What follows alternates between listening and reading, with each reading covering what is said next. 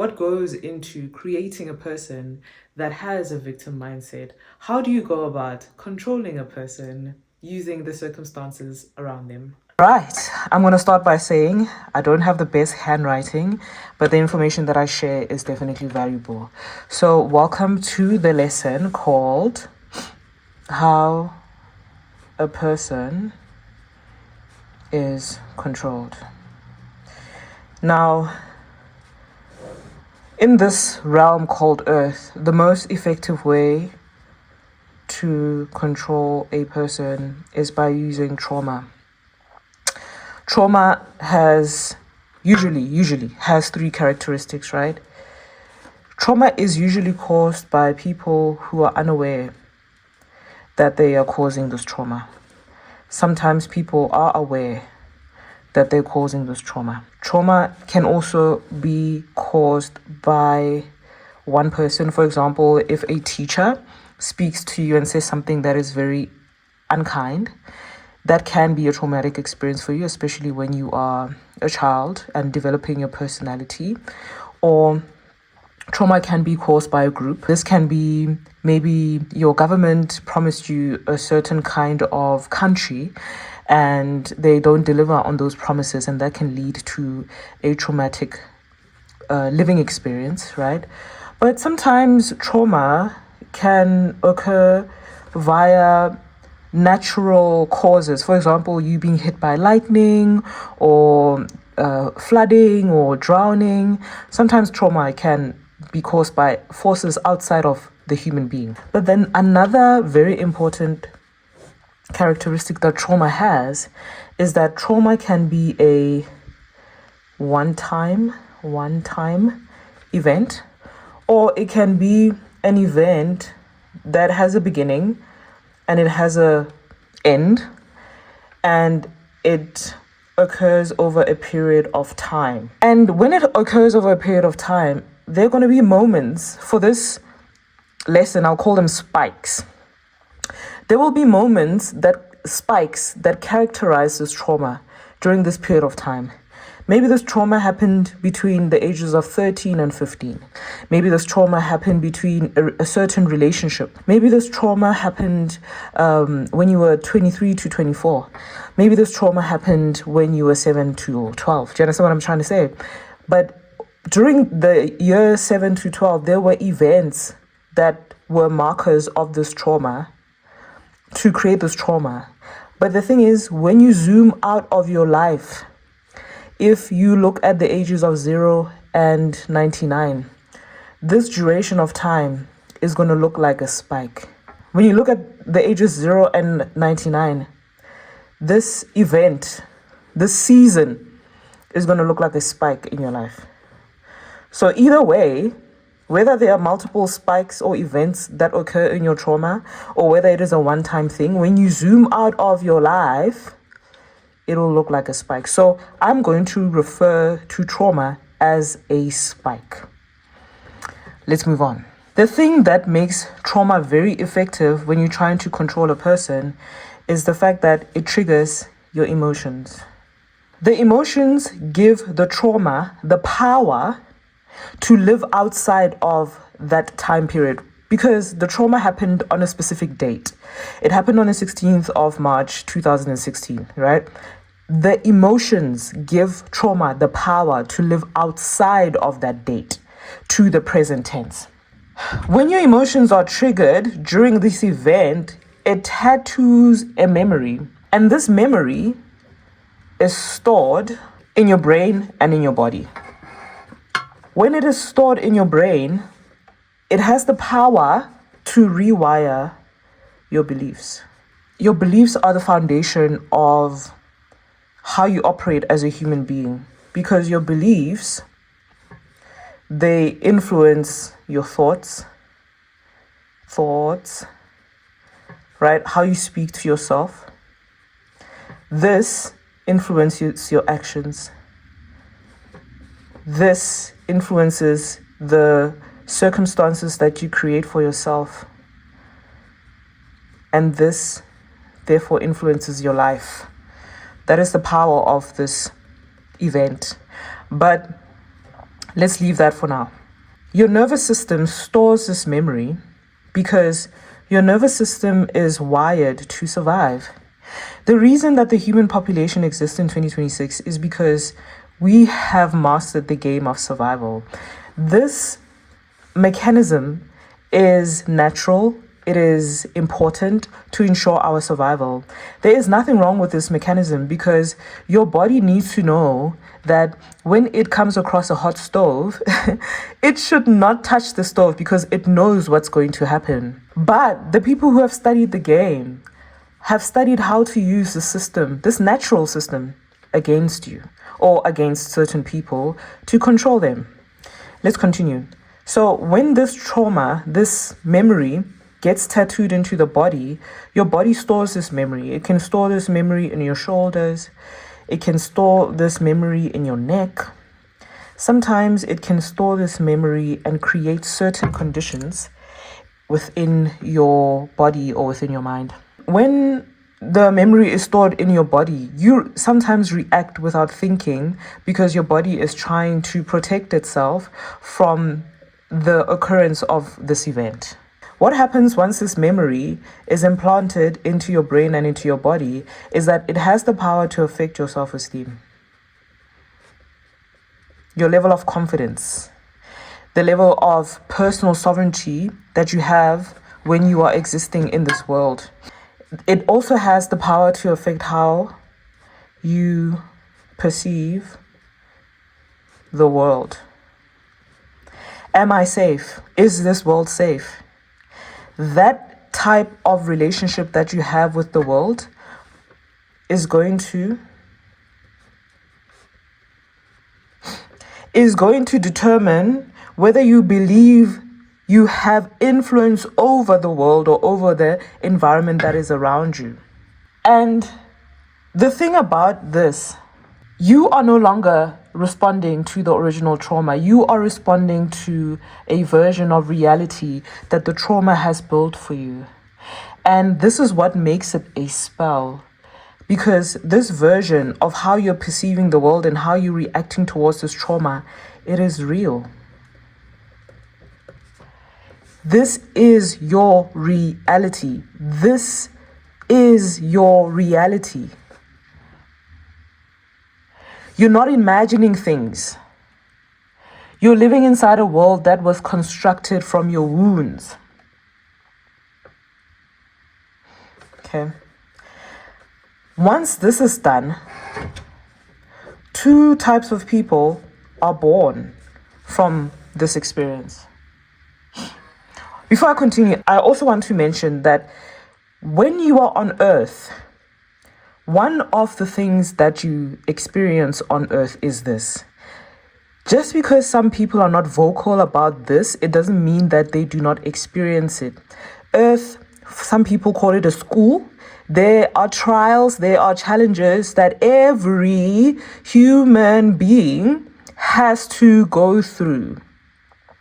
Just because you may not understand, just because you may not relate, just because your trauma feels more painful than another person's trauma, it doesn't mean that they do not go through their version of trauma. Every single human being on this earth gets tested because it is required for a refinement of character. Is it fair? The playing field is only level in heaven. As long as you are on earth, there will be some kind of challenge that you will come across, and it will cascade and create certain things. And it is where, when this challenge occurs, right, two people are born. The first kind of person that is born in this type of challenge is the person who accepts the trauma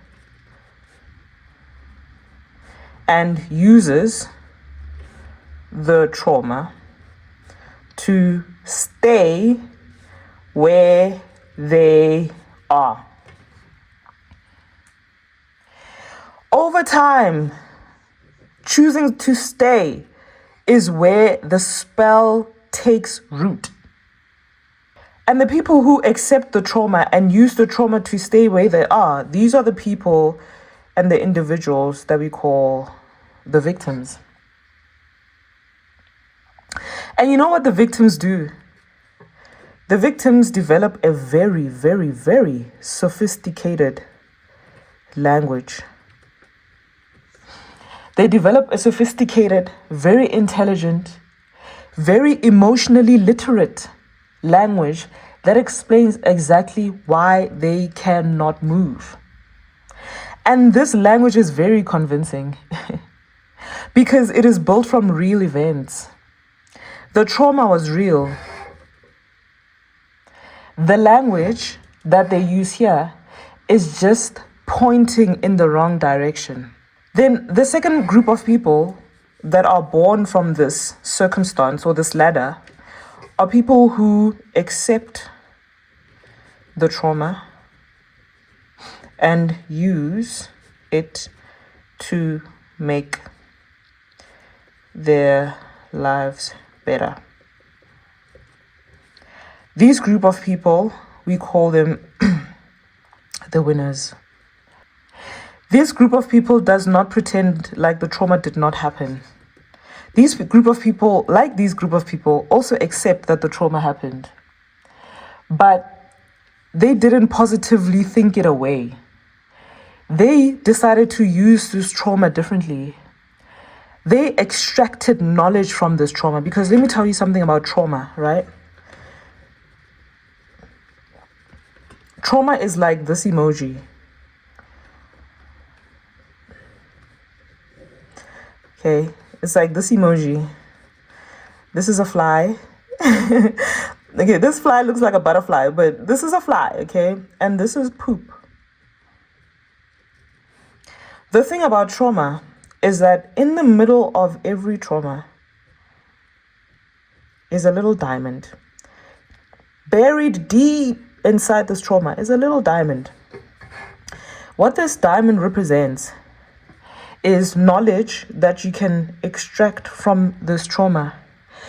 It's a lesson that you can extract from this trauma. Either a lesson about yourself, either a lesson about the environment that is around you, either some kind of lesson that you might need. An empowering lesson, a lesson that moves your perspective, your confidence, your life forward. Not a lesson that makes you see the world in a very negative way. An empowering lesson, an insight, an awakening. Sometimes traumas happen to remind you that, hey, stop doing this and start doing this. Stop going this direction. Go this direction. Sometimes the trauma does that. Sometimes this trauma teaches you something about survival, about human nature, about your own capacity.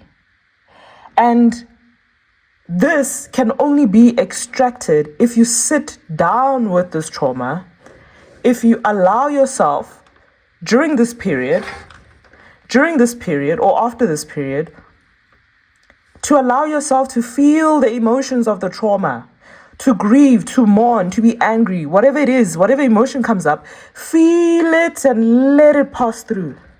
Once that feeling goes through you and passes through, this is where this thing is excavated. Okay?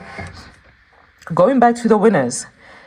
What the winners do that the victims also do is that they also use sophisticated language.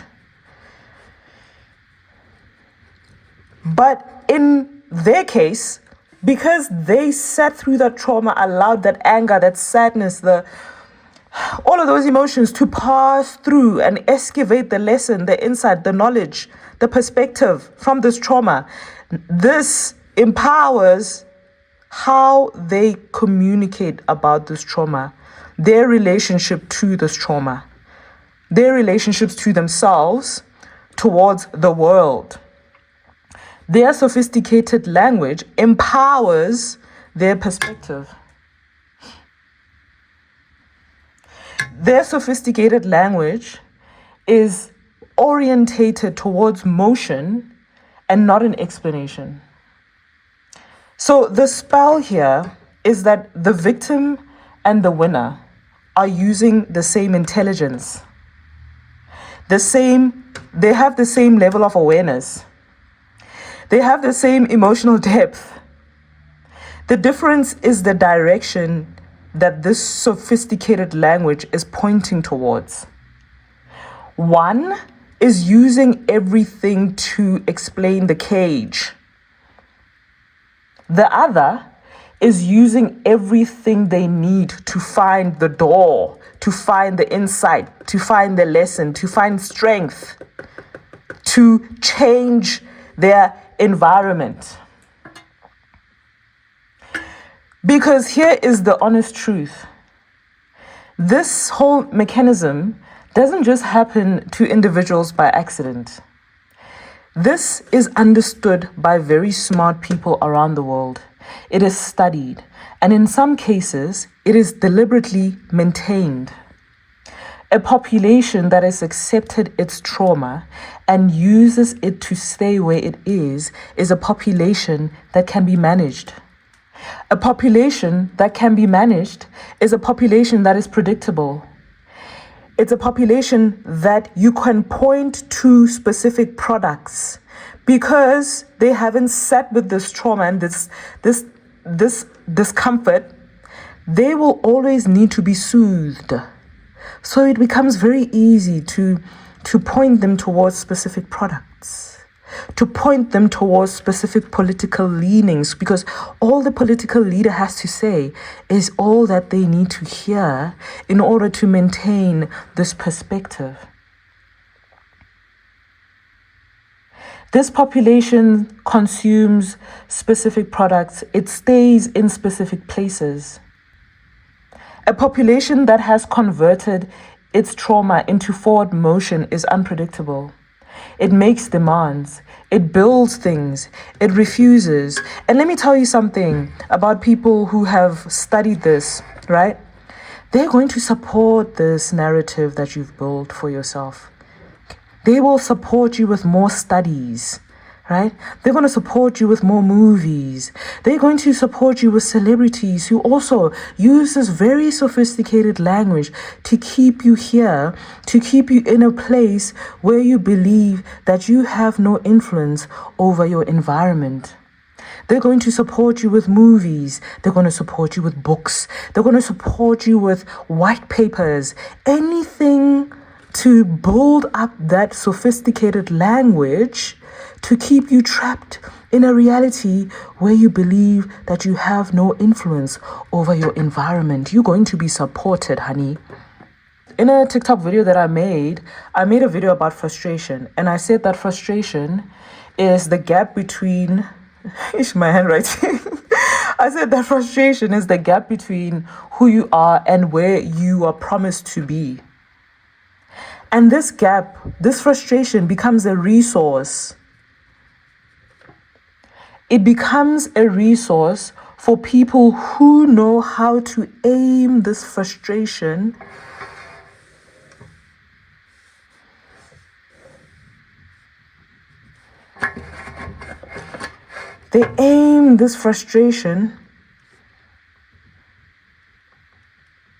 towards specific products, towards specific political leanings, towards whatever they deem useful. This frustration becomes a resource for people who know how to aim it. And they will do that by empowering your sophisticated language, helping you to be more fluent in it. Fluent in the language of why you cannot move, keeping you just sophisticated enough to explain your stagnancy without being free enough to end it. The end goal here is to make you believe that you cannot change this environment that you find yourself in. And this is not an accident in a society that needs a manageable population. If you have a population that believes it cannot change its environment, you can go ahead and do whatever you need, because whatever you do, they won't fight against it. And I'm not saying that somebody sat in a room somewhere and designed this specific trauma and this specific suffering. I am saying that there is a system, a natural system that already exists in the human being that has empowered us to survive. It is already wired in us. It is a good thing. It is actually a neutral thing. But when it is noticed by the wrong people, it can be used against you. All I'm saying is that this system benefits from your suffering being directed inwards rather than outwards. And the spell is that you can't tell the difference between your own genuine processing and the part of that processing that was engineered. So I bet where you are right now is that you either watched this video and you felt seen, which means that the mechanisms are now visible to you, and this visibility is the beginning of an exit. Or you watch this video and you already know the 3 reasons why your situation is different, why this doesn't quite apply to you, why the context of your specific trauma makes the forward motion harder than what I'm suggesting. And all I'm saying is both of those responses are real, but only one of them is the door out. The spell does not break the moment you understand it.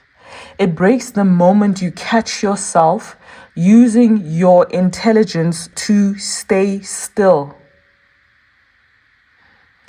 All you need to do is to do the uncomfortable work of using your intelligence to choose to move forward.